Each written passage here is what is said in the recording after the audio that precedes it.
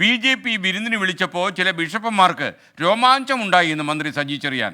പരിഹാസമായിരുന്നു. അതിന് മറുപടിയുമായി KCBC രംഗത്ത് വന്നു. സജി ചെറിയാൻ്റെ പ്രസ്താവന അനൗചിത്യം നിറഞ്ഞതെന്ന KCBC വക്താവ് ജേക്കബ് പാലക്കാപ്പള്ളി പറഞ്ഞു.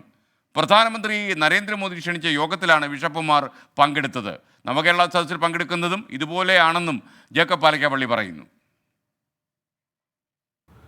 പ്രധാനമന്ത്രി വിളിച്ച ഒരു ക്രിസ്മസ് ആഘോഷത്തിലാണ് രാജ്യത്തെ ക്രൈസ്തവ നേതാക്കന്മാർ പങ്കെടുത്തത്. അതിനോട് പ്രതികരിച്ചുകൊണ്ട് സംസ്ഥാനത്തെ ഒരു മന്ത്രി, ഉത്തരവാദിത്തപ്പെട്ട സ്ഥാനത്തിരിക്കുന്ന ഒരാൾ വളരെ മോശമായി അതിനോട് പ്രതികരിച്ചു എന്നത് വളരെ ദുഃഖകരമായൊരു കാര്യമാണ്. അദ്ദേഹം ഉപയോഗിച്ച വാക്കുകൾ ഔചിത്യരഹിതമായ വാക്കുകളാണ്.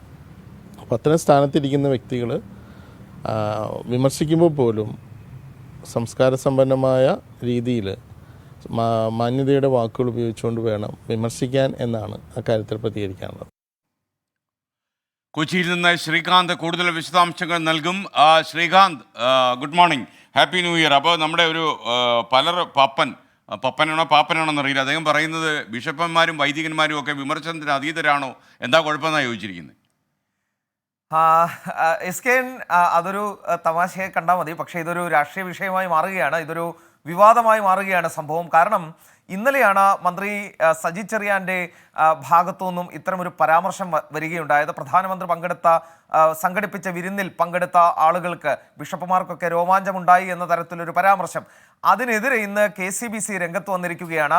വളരെ ഗൗരവമായി തന്നെയാണ് അവർ ഈ വിഷയത്തെ സമീപിക്കുന്നത്. അവർ പറയുന്നത് സംസ്കാര സമ്പന്നമല്ലാത്ത ഭാഷ മന്ത്രി ഉപയോഗിച്ചു എന്നുള്ളതാണ്. അനൗചിത്യം നിറഞ്ഞതായിരുന്നു അദ്ദേഹത്തിൻ്റെ പ്രതികരണം എന്ന് KCBC വക്താവ് ഫാദർ ജേക്കബ് പാലക്കാപ്പള്ളി ഇന്ന് ആരോപിക്കുകയുണ്ടായി. അദ്ദേഹം പറയുന്നത് ബിഷപ്പുമാർ പോയത് രാജ്യത്തെ പ്രധാനമന്ത്രി ക്ഷണിച്ച പരിപാടിക്കാണ്, അതിൽ രാഷ്ട്രീയം കാണേണ്ടതില്ല.